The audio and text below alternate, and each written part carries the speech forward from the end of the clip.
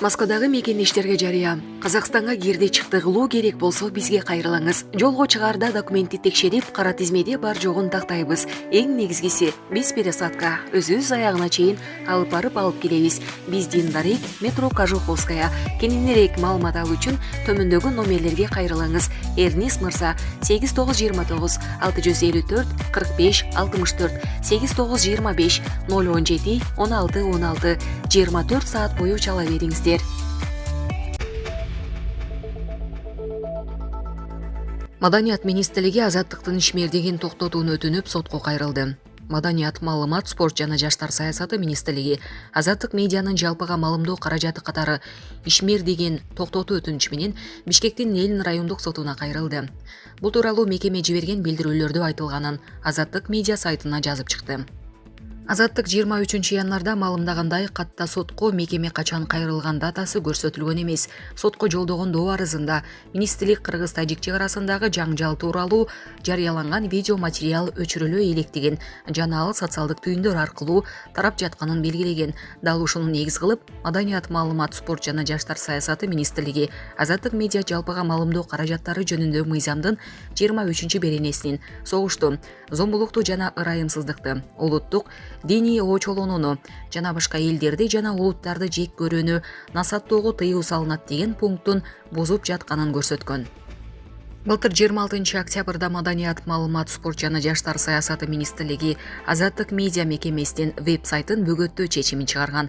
Буга Эркин Европа азаттык радиосунун дагы бир кызматы. Настоящее время телеканалынын сайтында кыргыз-тажик чек арасындагы 14-17 сентябрдагы окуялар тууралуу видео материалы негиз болгонун маалымдашкан. Министрлик өз арызын Кыргызстанда былтыртан бери иштеп баштаган анык эмес, жалган маалыматтан коргоо жөнүндө мыйзамга негиздеп жатат. Азаттык медиа бул материалдарда журналисттик стандарттар сакталганын жана мыйзамга каршы аракет жок экендигин белгилеп келет.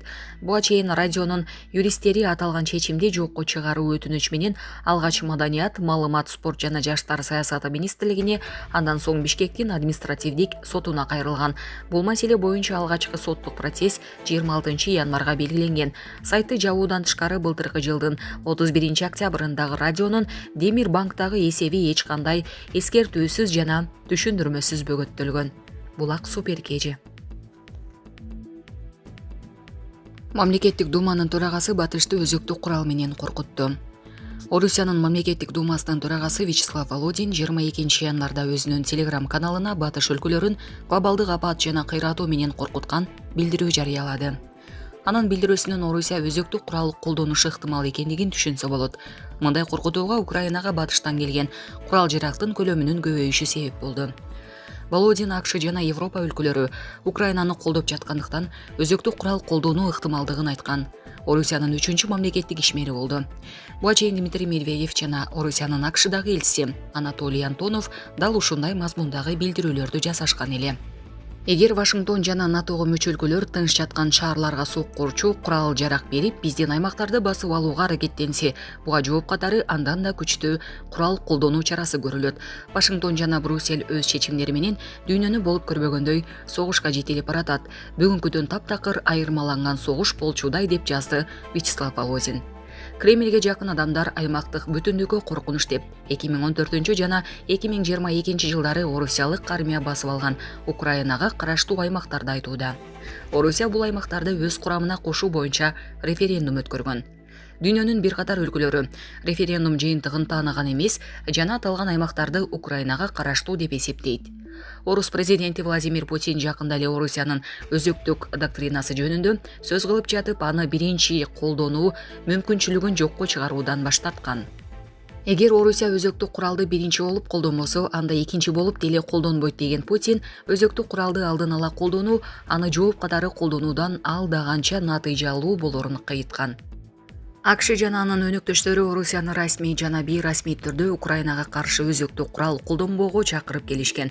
Бирок Орусиянын бийлик өкүлдөрүнүн билдирүүлөрүнө караганда Москва кыйратуучу куралды Украинага гана эмес, батыш өлкөлөрүнө да каршы колдонуу мүмкүнчүлүгүн кароодо. Орусиянын тышкы иштер министрлиги өзүнүн билдирүүлөрүндө өзөктүк согушка жеткирбөө керектигин утур баса белгилеп келет. Буга чейин АКШ жана алардын өнөктөштөрү Украинага чопкутталган техника, артиллерия жана башка курал-жарак жеткирүү тууралуу макулдашкан. Бирок анда аскер авиациясы, алыс каралыкка учуучу ракеталар жана танктар жөнүндө сөз болгон эмес. Булак Азаттык. Урматтуу Москва шаарындагы мекендештер, Умбем клиникасы төмөнкү кызматтарды сунуштайбыз. Педиатр, гинекология, стоматология, неврология, хирургия, кардиология, лор, УЗИ жана башка. Андан тышкары массаж жана бардык лабораториялык анализдер. Толук маалымат +7925 103 2277. Биздин дарек Москва шаары, метро Нахимовский проспект, Сивашская 7, корпус 2. Сиздин ден соолугуңуз биздин камкордук. Кумтор Gold Company теңиз бөлтүрүктүн билдирүүсүнө жооп кайтарды. Кумтор Gold Company жабык акционердик кому анын мурдагы жетекчиси теңиз бөлтүрүктүн алтын кен тууралуу жазган катына жооп кайтарды. Урунттуу учурлар. Теңиз бөлтүрүк компанияны 1 жылдан ашык башкарды. Бирок кооз сөздөр жана жомоктогудай айлык алган шектүү кишилерди ишке тартуудан башка эч кандай реалдуу кадамдар болгон жок. Ушул убакка чейин Кумтор анын ийгиликтүү башкаруусунун кесепетин жоюуга аргасыз болуп келет. Бөлтүрүк жалдаган кымбат экспаттардын бардыгы ата мекендик адистерге алмаштырылган. Алтын кенинде геологиялык иштер кызуу жүрүп жатат. Карьерден 135 тоннадан ашык алтын алынса, дагы 112,6 тоннасы калдык сактоочу жайда турат. Калдыктарды кайра иштетүү технологиясын тандоо боюнча сынак аяктады. Жылына 12 миллион тоннага жакын калдыкты кайра иштетүү пландаштырылууда. Даманын курулушу катуу көзөмөлгө алынгандыктан калдык сактагычтардын толуп калуу коркунучу жок. Эске салсак, 1 күн мурун Кумтор Gold Company жабык акционердик компаниясынын мурдагы жетекчиси теңиз бөлтүрүк Кумтор 2025 жылы жабылып калышы мүмкүн деп айткан. Белгилей кетсек, башкы прокуратура Кумтор Gold Company ишканасын текшергенден кийин 3 кылмыш ишин козгоп, коррупциялык схемадан улам мамлекетке 1 миллиард сом өлчөмүндө зыян келтирилгенин аныктаган. Мындан улам жетекчиси теңиз бөлтүрүк 13 сентябрда кармалып, учурда тергөө абагында отурат. Андан мурда эсеп палатасы Кумтор Gold Company ишканасынан финансылык аленшемдиктерди аныктап, компания жетекчиси теңиз бөлтүрүк менен финансы директору Рыспек Токтогулов кызматтан четтетилген. Булак Спутник Эжи. Эрдоган, Швеция НАТОго кирүү маселесинде биздин колдообузду күтпөй эле койсун. Стокгольмдогу түрктөргө жана исламга каршы акциялардан кийин Швеция НАТОго кошулуу үчүн Туркиянын макулдугун күтпөй эле койсо болот. Бул тууралуу президент Режеп Тайип Эрдоган өкмөт жыйынынан кийин элге кайрылуусунда билдиргенин РИА Новости жазды. Эгер мындай аракеттерге жол берсеңер, анда тарынбагыла. НАТОго кирүү маселеси боюнча бизден колдоо таппайсыңар. Швециянын жетекчилиги биздин колдообузду күтпөй эле койсо болот, деди мамлекет башчы Эрдоган. Анын айтымында, мындай аракеттерге жол бергендер жасаган иштери үчүн жооп бериши керек. Ошол эле учурда Ак үйдүн расмий өкүлү Карин Жан-Пьер Туркия менен болгон чыр-чатакка карабай АКШ Швециянын НАТОго кошулушун күтүп жатканын билдирди. Биз НАТО Швеция менен Финляндияны кабыл алат деп күтөбүз, деди Жан-Пьер. Ал Финляндия менен Швеция НАТОго мүчө болууга, ал үчүн бардык талаптарды аткарууга даяр экендигин жана Туркия менен 3 тараптуу келишимди ишке ашырууга кадам ташталгандыгын белгилеген. Эске салсак, Стокгольмдо ашынган оңчул саясатчы Расмус Палудан Туркиянын элчилигинин алдында Куран өрттөгөн. ЖМКлар ал муну кылуу үчүн Швеция бийлигинен уруксат алганын жазышкан.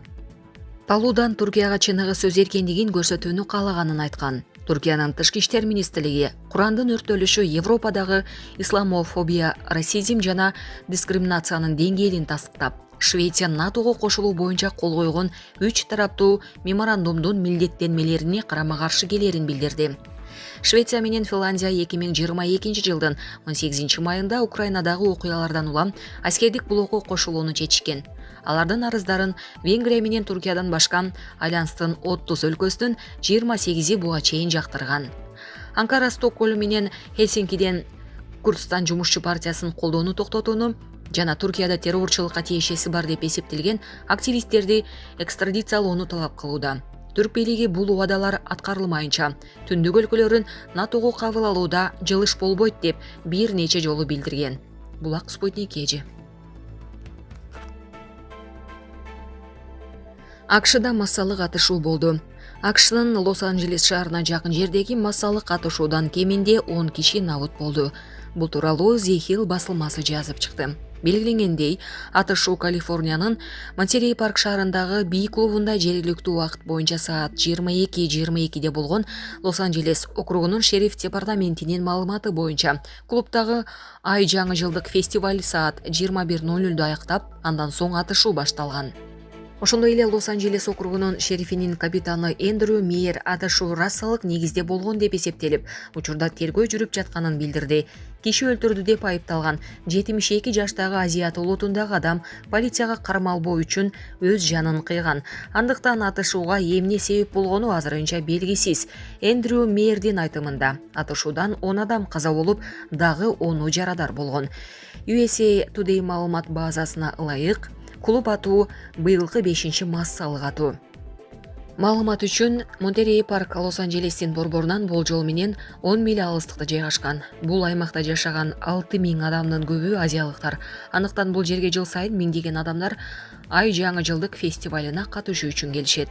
Булак Назар Ньюс Кеже.